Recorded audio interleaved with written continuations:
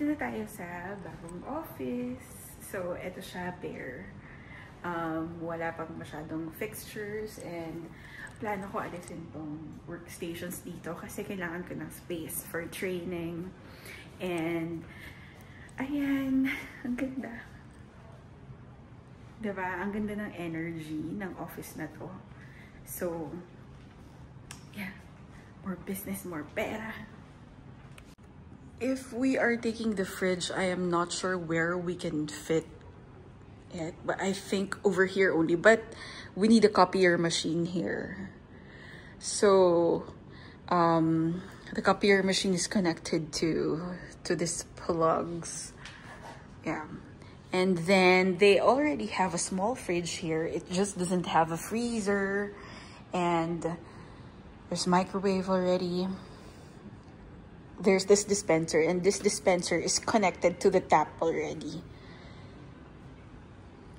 Inside, we plan to dismantle this swinging door and dispose, and then dismantle this workstations as well, as we need this space. 1, 2, 3, 4 workstations. I was also thinking if we can move this fire extinguisher somewhere on the side. This one is spoiled. I don't know if it's really like that, but I think it is spoiled. So the dismantling is like this part. Yeah, one station is like this. So work muna tayo ng konti. So habang hinihintay ko yung contractor para mag-check. Tapos, pinag-update ako ng floor plan. Di man ako architect. Pwesto ko daw yung mga upuan tsaka yung mga chairs para daw hindi daw ambiguous.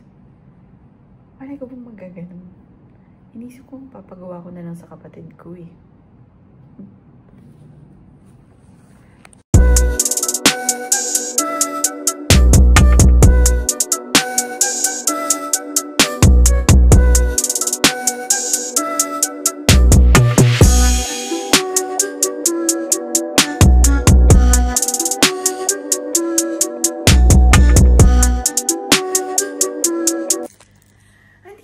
Sa old office, magliligpit lang ng gamit. Grabe, super gulo. Tignan nyo.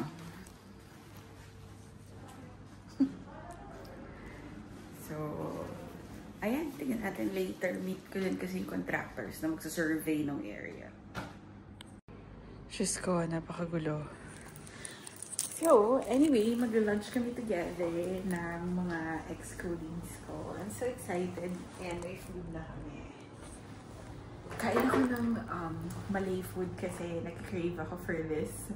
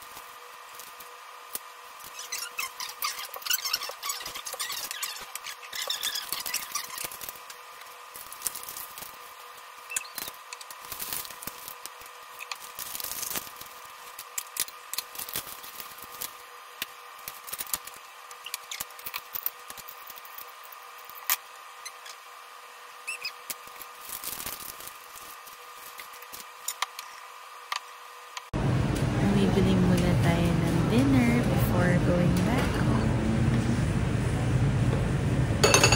Nag-order ako ng bagong vacuum cleaner. And then, parang sa ibang unit siya na-deliver.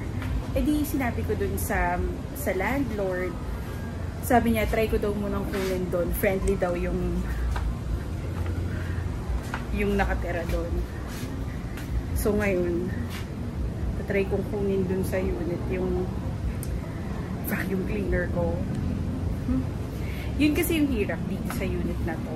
Hindi makilala yung gate ko. Kasi ayan, tuloy-tuloy siyang parang bamboo. So parang seamless ba? Mapagpanggap na gate. So ayan, kailangan kong kunin sa kabilang gate. Ito kasi yung gate nilang lahat. Ako lang yung may sariling gate eh. Ayan. So ayan yung apartment. So ito lang yung access nila. Aking gagawin ay titignan ko muna sa mailbox. Baka naman binaba na dito, diba? Oh my God, wala. So, yun yung mailbox.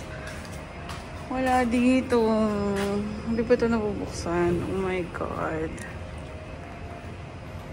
So, kailangan kong puntahan dun. Sa picture dun sa door. Okay, tignan natin. Sana hindi nabuksan pa.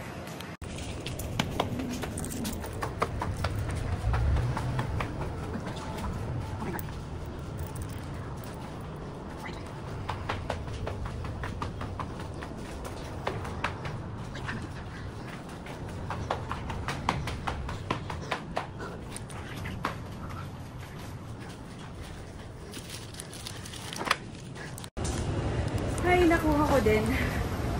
Iniwan lang nila sa labas. Di naman nila pinakialaman. Ang honest. So anyway, ningal ako.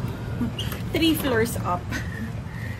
Ay, nako. Kasi usually, pag nagpapadeliver talaga ako sa office. Kasi doon malinaw yung address eh. Tapos laging may tao, diba? Eh, diba hindi lang ako nag-office. So, dito sa bahay pinadeliver. Naligaw. Kasi hindi malinaw yung gate. Diba? Diba, malapit ako lumipat. Bahay na ako. So, ayan. As usual, parang nandun pa rin yung habit ko ng kapag nagpunta ako sa workplace, hindi talaga ako yung, alam mo yun, hindi kasama yung colleagues ko sa vlog or because I feel like kailangan kong magpaalam yung mga ganun and hindi ako magpaalam kanina. So anyway, nasa bahay na ako. Anong gamit ng bahay ko? Kasi yung ibang gamit na pang office nasa bahay ko. So kaya madaming gamit. But anyway, bubuksan natin ang in-order kong vacuum sa TikTok shop.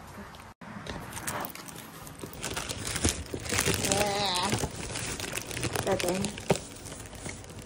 Hala, yun na siya. Tignan natin. Napakaliit naman ng box na to para sa vacuum, diba?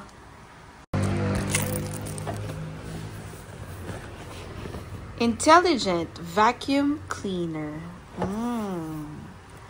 Wow. Okay. Let's see. Cute naman. Okay, okay. Ay, maliit lang siya. Ang liit lang naman ng machine. Parang pang ano.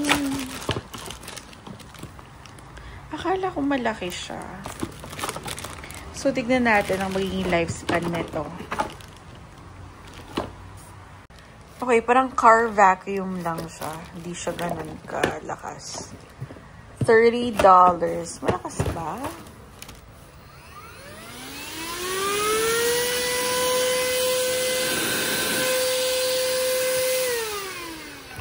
Parang okay siya sa car. Pero yun nga. Hindi ganun siya gamitin sa car. So wait, okay. So Diamond, thank you so much for sharing. Ayan po, at nasa class na ako. I'm taking sexuality education. So this will make me a certified sexologist in the future. And I am being mentored by Dr. Martha Tara Lee.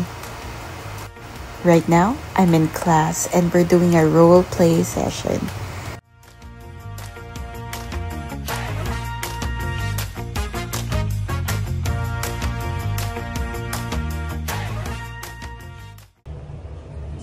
So, dahil, eto nga, parang dahil ko nakikita si Dakota Johnson, gusto ko talaga magbangas kahit ang init-init dito. Parang, oh my God, gusto ko magbangas. Ay, tignan niyo pala yung lash lift ko. Hindi ko na-videoan na nagpa-lash lift ako kasi super nagmamadali ako from taking over the office. Tapos, yung lash lift appointment ko, ang ganda ng pagka-lash lift. Hindi siya painful sa eyes. Tapos, curve na curve siya. Ganyan yung gusto ko.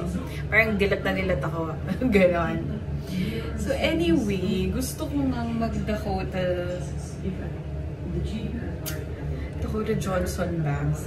Pag-iisipan ko pa ba, parang tagal ko nang iniisip. Pero parang okay naman to. Dakota Johnson bangs.